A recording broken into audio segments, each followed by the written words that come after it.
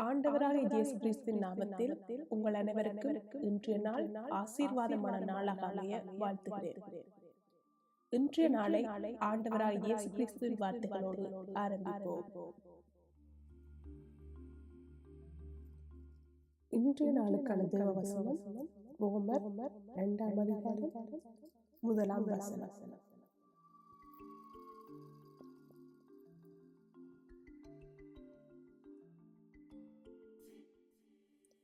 ஆகையால் மற்றவர்களை குற்றவாளியாக தீர்க்கிறவனே, நீ யாரானாலும் சரி, போக்கு சொல்ல உனக்கு இடமில்லை.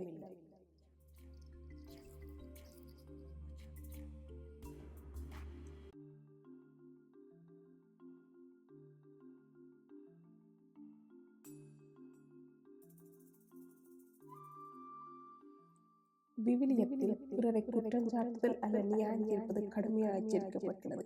பிறரின் குற்றங்களை ஆராய்ந்து குணமுள்ள பெரிய குறைகளை உணர்ந்து நம்மை திருத்திக் கொள்ள வேண்டும் என வேதாகமம் வலியுறுத்துகிறது. பிறரை மன்னிக்கவும் தீர்ப்பிடாமல் நேசிக்கவும் இது போதிக்கிறது. வேதாகமத்தில் பிறரை குற்றஞ்சாட்டுதல் பற்றிய முக்கிய கருத்துக்கள்: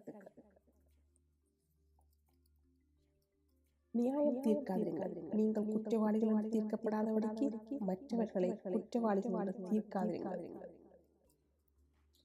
தன்னிலை ஆராய்தல்.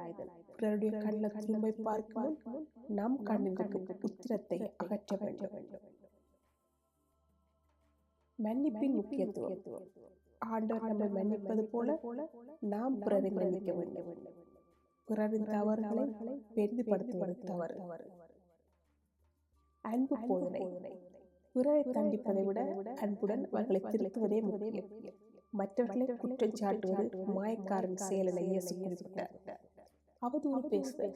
பிறரின் தவறுகளை திரும்ப திரும்ப பேசி இன்பம் காண்பது பாவம் என எச்சரிக்கிறது. குறை கூறுதல், குற்றம் சாட்டுதல் போன்ற செயல்பாடுகள் மனிதன் மத்தியில் நேற்று என்று தோன்றிய செயல் அல்ல. நமது ஆதி பெற்றோரான ஆதாம் வாழ்ந்த நாட்களிலிருந்தே ஆரம்பமாகிவிட்டது.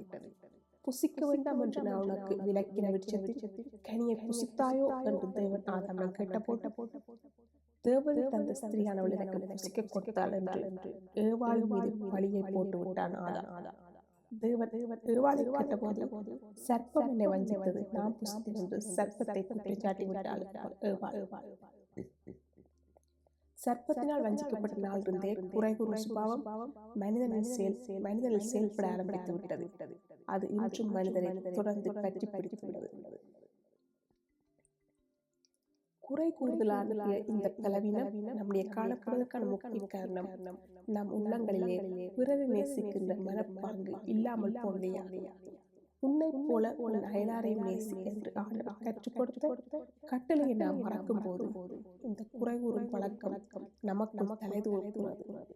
குறை கூறிக் கொண்டிருப்பதே சிலருடைய பொழுதுபோக்காகி விடுகிறது.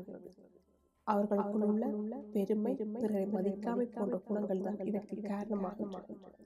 மாத்திரமல்ல, தன் பிள்ளைகளை மறைக்க எத்தனிக்கிறவனே அடுத்த குறைகளை அதிகமாக பெரிதுபடுத்துகிறவன். பிறரை குற்றப்படுத்தும் நாம் நம்மை உண்மையாக ஆராய்ந்து பார்த்தால் வாயடித்து விடுவோம். நம்மளே தவறுகளை வைத்துக் கொண்டு பிறரை தவறாக எடை போடுவது தவறு. பிறர் செய்யும் தவறுகள் நமது வாழ்வில் இல்லை என்று உறுதியாக சொல்ல முடியுமா? ஆண்டவர் நம்மையே மன்னித்திருக்க நாம் அப்படி குற்றங்களை பெரிதுபடுத்த முடியும். அமைதியாக சிந்தித்தால் பிறரின் தவறுகள் மன்னிப்பதற்கு ஏதுவானவர்கள் என்பதை உணர்வோம். பிறரை நம்மை நேசிக்கும் அன்பு நம்மை வளரும் போது குறை கூறும் பழக்கம் இல்லாமலே போய்விடும். நமது வாழ்வு சுத்தமாக பிறரும் மகிழ்ந்திருப்பர்.